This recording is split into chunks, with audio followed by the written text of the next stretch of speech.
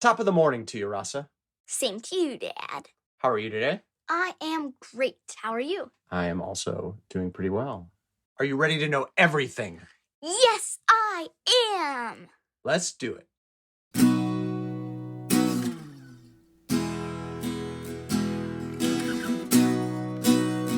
Today, I want your help thinking through teasing. Huh? What do you mean? Well, to the best of my knowledge, you don't tease people. No. But like all of us, you have ever in your life been teased.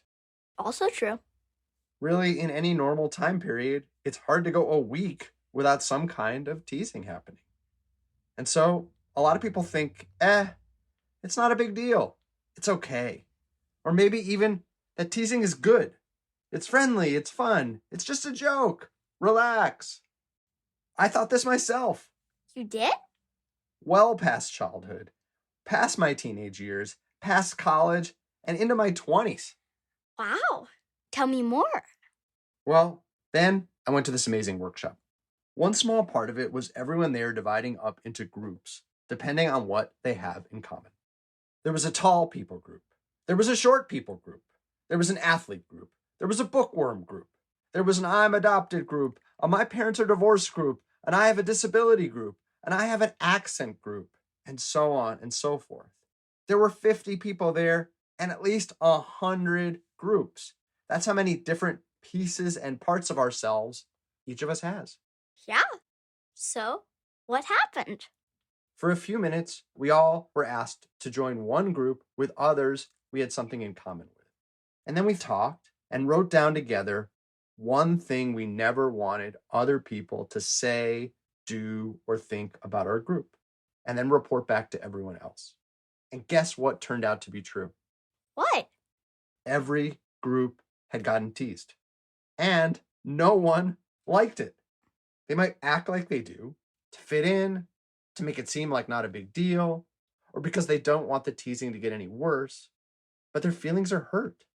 And so either they feel bad or they might try to feel better by making someone else feel bad, we figured out.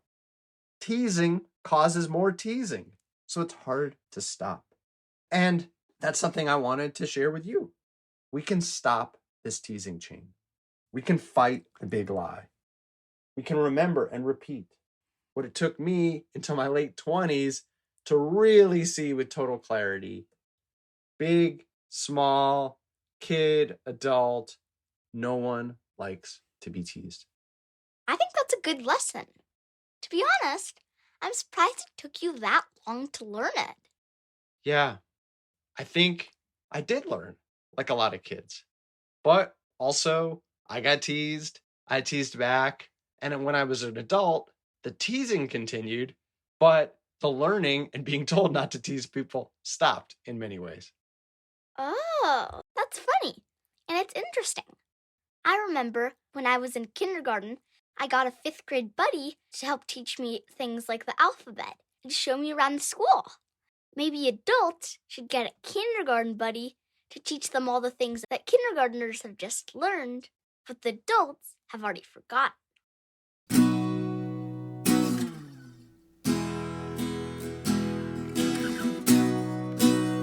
Are you ready for today's poem? Yes, I am. It's called Anecdote of the Jar by Wallace Stevens. Ooh. Do you know what an anecdote is? Isn't it like a cure? Antidote is a cure. An anecdote is a funny little true story. Well, let's hear it. I placed a jar in Tennessee, and round it was upon a hill. It made the slovenly wilderness surround that hill. The wilderness rose up to it and sprawled around, no longer wild. The jar was round upon the ground and tall and of a port in air. It took dominion everywhere. The jar was gray and bare. It did not give of bird or bush, like nothing else in Tennessee. Wow. May I read it? Absolutely. A couple vocabulary words here you may or may not know. Slovenly means messy, and dominion means command, control, oversight. Anecdote of the Jar by Wallace Stevens. I placed a jar in Tennessee, and round it was, upon a hill, it made the slovenly wilderness surround that hill. The wilderness rose up to it and sprawled around, no longer wild. The jar was round upon the ground, and tall and of a port in air. It took dominion everywhere. The jar was grey and bare, did not give a bird or bush, like nothing else in Tennessee. Now, if you're like me when I first read this poem, it seems simple, but also pretty confusing. Yes. So, where are we, first of all? What state are we in? We are in Tennessee. And what is the area? Is it a big city, or is it a farm, or what? It's on a hilltop. It's mountainous. It's wilderness, right? Yeah. But one thing has been added to the wilderness. A jar. Yeah. He put one jar on a hill and he kind of ruined or took over everything. What happened? The wilderness came up to the jar and was tamed by it. That's right. All of a sudden, everything natural and wild and free, the birds, the bushes, the trees, all got tamed by this jar. This gray, bare jar. Have you ever had an experience like that?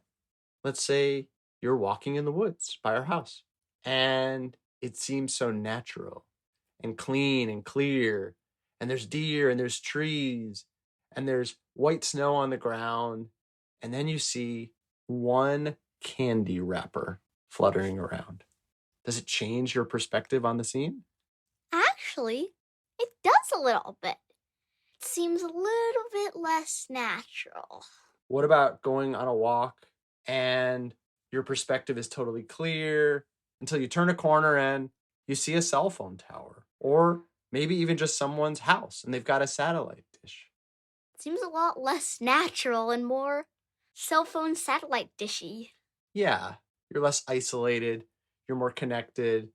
It's this power of one tamed human element in this otherwise untamed place. It can alter everything potentially. Like one of those magic shields in movies. When it's on and everything's all ripply, and the next second it's off and everything's crystal clear. 1 minute there's a jar there and it's all city. The next minute someone takes the jar away and it's all naturey. Yeah.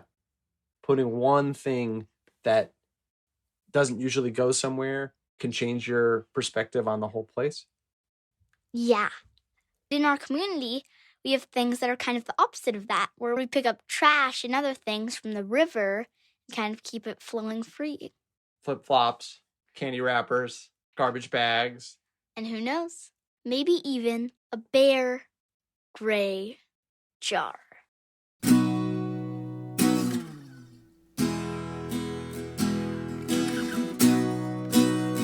Last segment of the show. Do you have a vexing question for me? Yes, I do. My vexing question is from a listener named Tanishka, and she's from Hopkinton, Massachusetts. Her vexing question is, are UFOs real? UFOs, unidentified flying objects, possibly inhabited by aliens. If they'll let me get to the research, I will perform it. Very well, Alien Commander.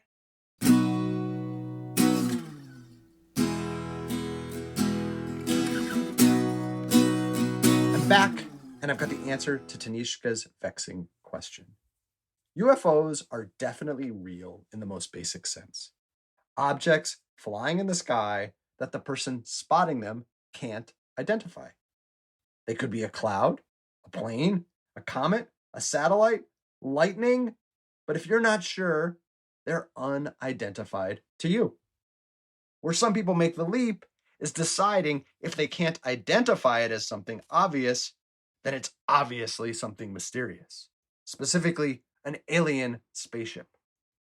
True, our galaxy has approximately 200 billion stars and is 13 billion years old, plenty of space and time for life to have developed elsewhere, but it's almost mind-blowingly vast. Even a single beam of light would take 100,000 years to cross the Milky Way. So the chance of life existing elsewhere and coming close enough to visit us may be pretty darn small. That's not to say alien encounters are impossible, only that it's much more likely that you're seeing something else when you spot a UFO. So why do people think it's aliens? Our minds hate uncertainty. Picture me whispering, "I have a secret," but me never telling you what it is. Ah! Yes, rather than accept that, you're likely to make up your best guess of what my secret is. UFOs being real don't prove that aliens exist any more than me having a secret means I must be from outer space myself. Too bad. I could have had an UFD, unidentified flying dad. You Must Know Everything is produced by me, Jeremy Smith, and her, Rasa Smith, with awesome music by Furniture. Learn more and submit your own vexing questions at our website, youmustknoweverything.com. Subscribe via Apple Podcasts, Android, Spotify, or however you like to listen, and hear dozens of previous episodes for free. Please rate, review, and share the show with friends. And please join us next time for everything you need to know.